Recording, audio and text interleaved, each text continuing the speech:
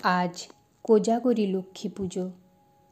সেই উপলক্ষেই আমার আজকের লেখা কবিতা লক্ষ্মী এলো ঘরে।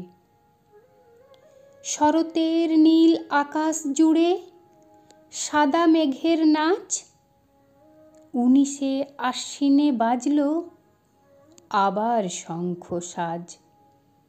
ধানের ছড়ায় হাসছে মাঠে, শিউলি ঝরে পায়, মাটির হাড়ি প্রদীপ আলো স্বপ্নে কেউ যায়।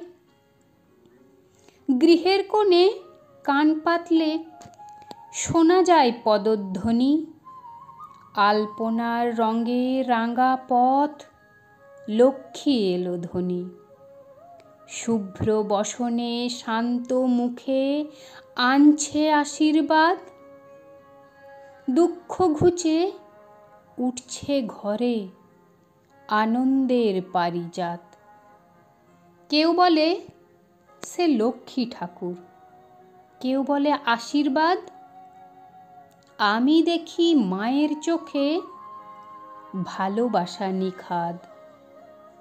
সকালবেলা হঠাৎ যেন কিছু একটা বদলে গেল, শুধু হাওয়া নয় আলোও নয়, ঘরের মাটিটাও নরম হয়ে গেল।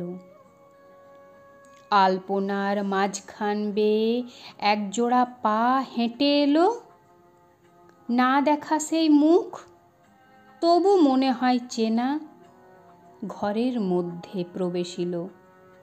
তার হাতে ধান, চোখে জ্যোৎস্না, গলায় অদ্ভুত নীরবতা।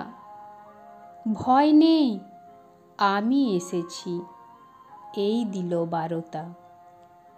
সে বসল এক কোণে চুপচাপ, না চাইল কিছু, শুধু ছুঁয়ে গেল গৃহস্থের হৃদয়খানি, চলতে গিয়ে আগু পিছু।